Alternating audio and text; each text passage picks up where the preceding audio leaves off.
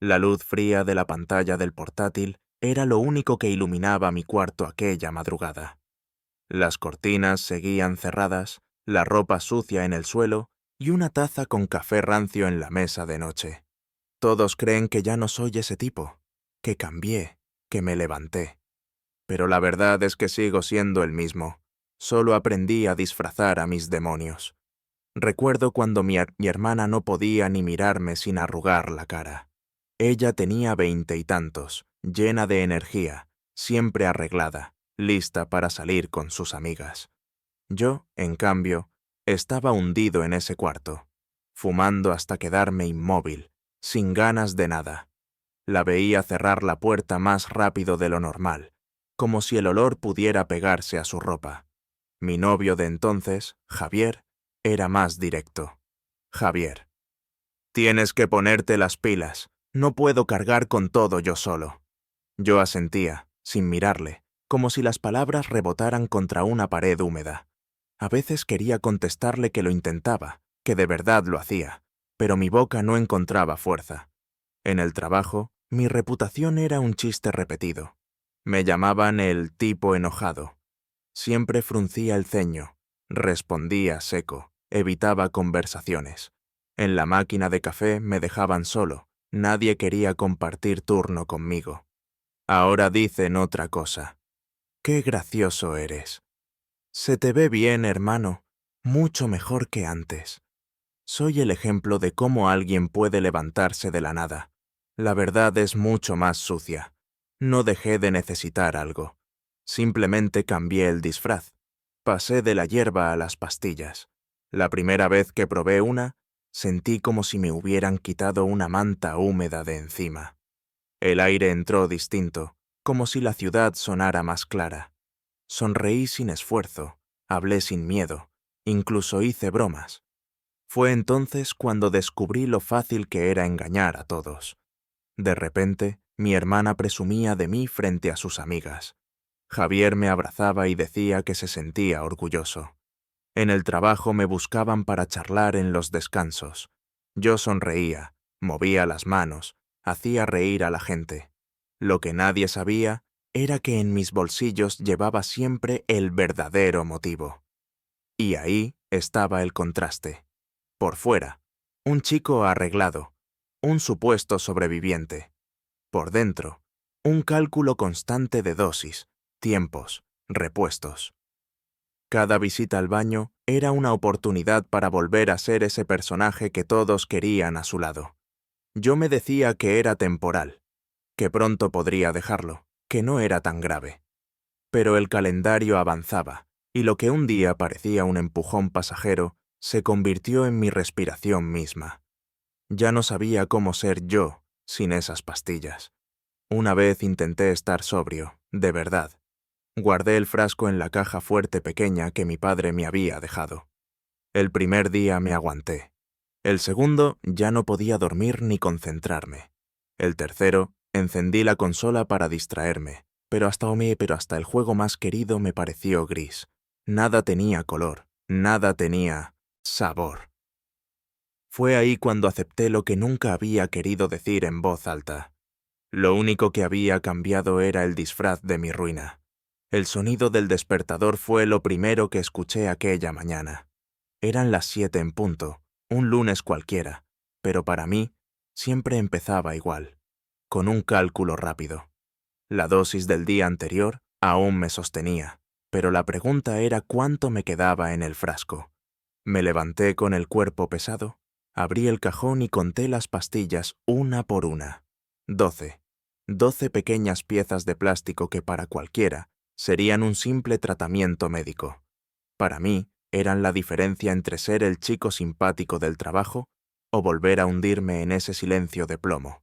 Guardé el frasco en el bolsillo y salí al pasillo como si nada pasara. Mi hermana ya estaba desayunando en la cocina.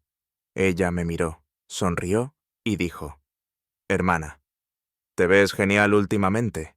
Mamá dice que hasta hablas más que antes». Yo asentí, fingiendo que el comentario no me atravesaba como un cuchillo. Lo peor de la mentira no era ocultarla, era recibir elogios por ella. En el autobús rumbo a la oficina, abrí el móvil y vi los mensajes de Javier. Javier: no olvides que tenemos la cena con mis primos el viernes. Javier: por favor no llegues agotado, quiero que te vean bien. Yo apreté los dientes.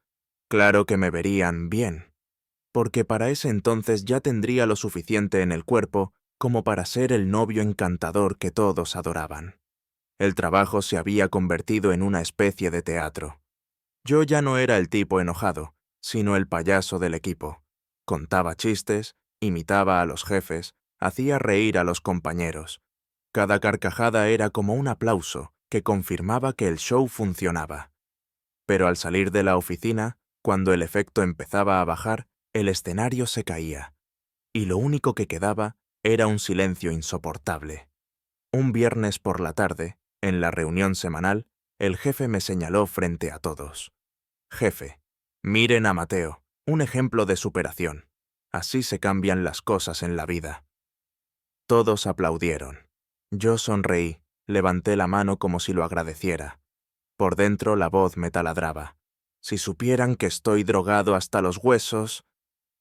Aquella noche, al volver a casa, me encerré en el baño. Me miré al espejo. Tenía los ojos brillantes, la piel más limpia, el cuerpo más erguido que nunca. Pero detrás de esa máscara había un miedo constante. ¿Qué pasará cuando se acaben? El peor momento llegó un fin de semana cualquiera. Un error de cálculo. No conseguí nada. El frasco estaba vacío. Al principio pensé que podía aguantar, que no era tan grave, pero en cuestión de horas el cuerpo empezó a protestar. Sudor frío en la frente, las manos temblando, el estómago retorciéndose como si hubiera tragado fuego. Me encerré en el baño para que nadie me viera. Mi madre golpeó la puerta y preguntó si estaba bien. Yo respondí que sí, que era solo comida en mal estado. Pasé horas tirado en el suelo de las baldosas frías. Las lágrimas salían solas, no por tristeza, sino por dolor. Me vi a mí mismo gimiendo en silencio, como un animal herido que no quiere que lo descubran. Ese fue el momento en que comprendí que aquello no tenía un final limpio. Esto acabaría mal, y yo ya lo sabía. El lunes conseguí reponerme, y con la primera pastilla, todo volvió a ser normal. El contraste era brutal, de la desesperación absoluta al alivio repentino.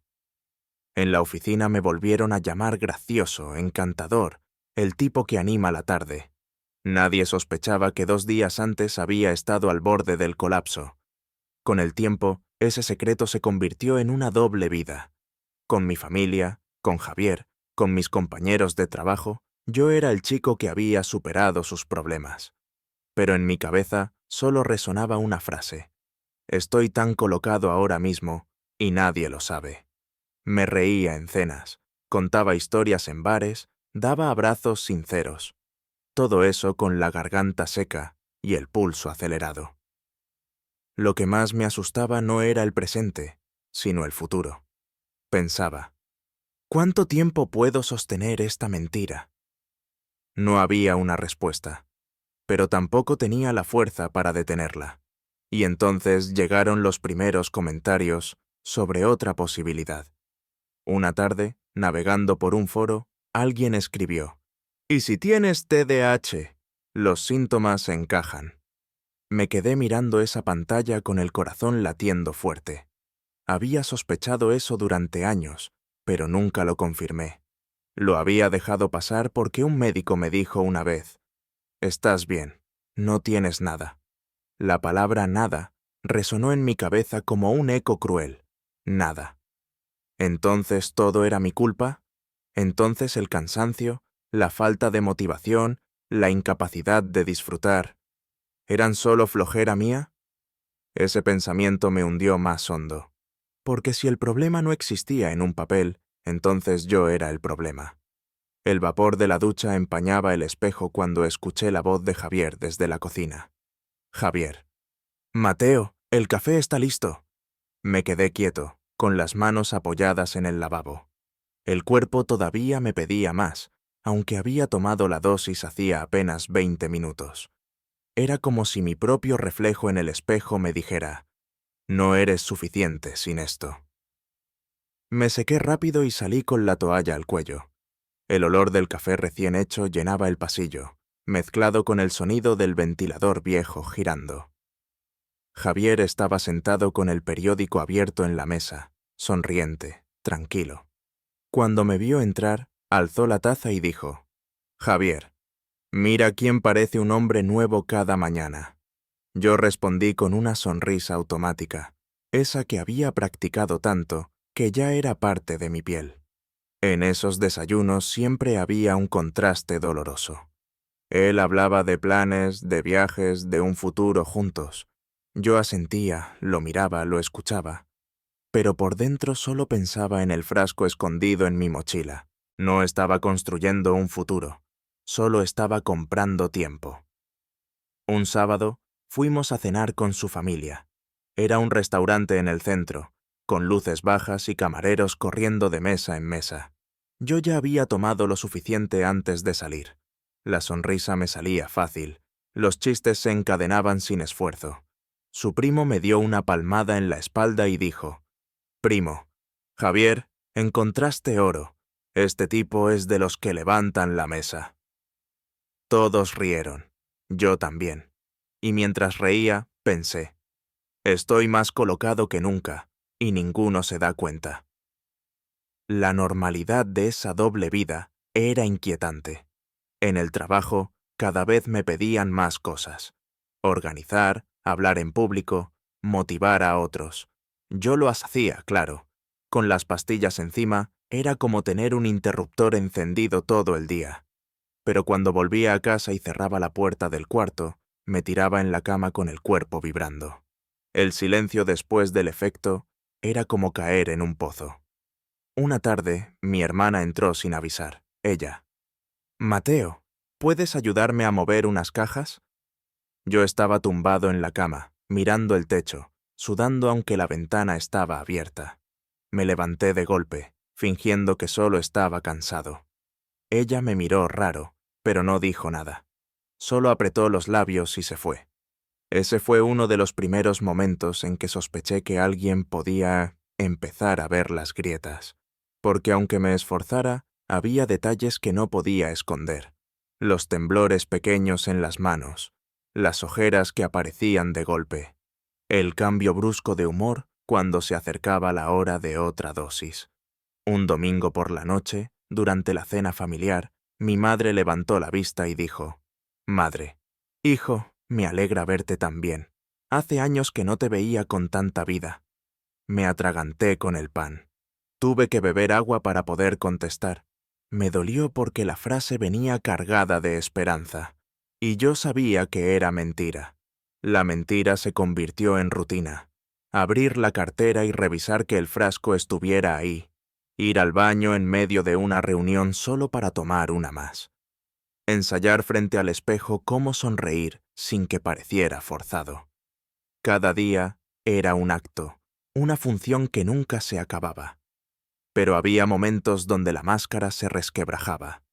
Una vez, en el supermercado, me encontré a un antiguo compañero de clase. Él, «Mateo, hermano, pensé que no sobrevivías a esos años oscuros». Yo me reí, palmeé su hombro. Dije algo como, «Ya ves, todos cambiamos». Mientras lo decía, sentí un peso extraño. ¿Y si todo lo que veían era un holograma? El peor golpe vino poco después. Un fin de semana, otra vez. No pude conseguir nada a tiempo. Las horas pasaban y el cuerpo se deshacía.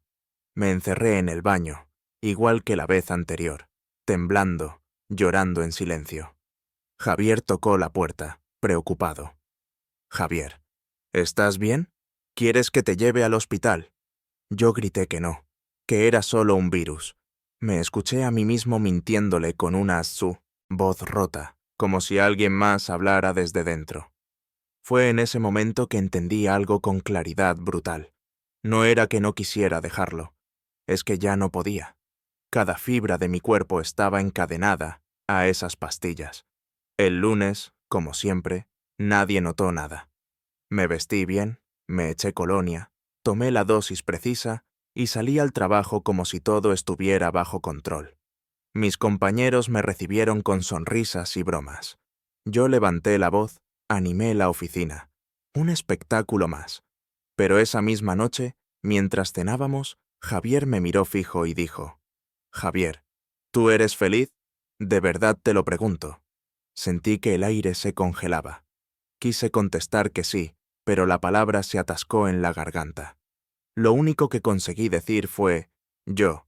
«Claro, ¿por qué lo preguntas?». Él suspiró, sonrió triste y cambió de tema.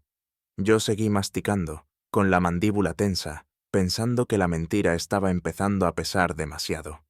El zumbido del refrigerador llenaba la cocina en la madrugada. Me quedé ahí, de pie, con el vaso de agua en la mano y el frasco de pastillas escondido en el bolsillo. La casa estaba en silencio, pero mi cabeza no. La pregunta que me repetía era siempre la misma: ¿cuánto más puedo sostener esto sin que se derrumbe todo? Javier comenzó a notarlo antes que nadie. No lo dijo en voz alta al principio, pero lo veía en su mirada. Ese gesto breve, como si buscara señales en mi cara. Un martes, mientras doblaba ropa en el salón, me lanzó una frase directa: «Javier, últimamente te noto raro. Estás como encendido y apagado al mismo tiempo». Yo sonreí y contesté rápido: «Yo. Será el trabajo. Estoy cargado de cosas, nada más». Él asintió, pero la sospecha quedó flotando en el aire. La oficina también empezó a pesarme más. El jefe me pedía que hablara en presentaciones, que liderara reuniones. Con las pastillas lo hacía de maravilla, pero cada vez necesitaba ajustar la dosis para no quedarme corto ni pasarme. Era como bailar en un hilo invisible sobre el vacío. Una tarde, después de exponer un proyecto, todos aplaudieron. Me felicitaron como si hubiera conquistado algo. Yo sonreí, saludé con la mano, pero por dentro pensaba: si supieran que me tiemblan las piernas. El desgaste físico se volvió evidente en los detalles. Me levantaba en mitad de la noche para tomar una dosis más. Mi hermana me encontró una vez en la cocina, con los ojos rojos y las manos temblando. Ella: «¿Otra vez sin dormir? Vas a acabar enfermo». Le dije que era insomnio, que siempre había sido así. Ella frunció el ceño, pero decidió creerme. Javier ya no era tan fácil de convencer. Un viernes, después de la cena con sus primos, me detuvo en el pasillo de casa. «Javier, Mateo, ¿qué pasa contigo? No quiero respuestas rápidas, dime la verdad». Yo bajé la mirada, jugueteé con las llaves en el bolsillo. Yo: «Estoy cansado, nada más». Él se cruzó de brazos. «Javier, no me mientas». Esa última frase me golpeó más fuerte que cualquier otra, porque yo sabía que mentir era lo único que me quedaba. El verdadero colapso llegó un fin de semana largo. Se habían agotado mis reservas y no conseguí nada a tiempo.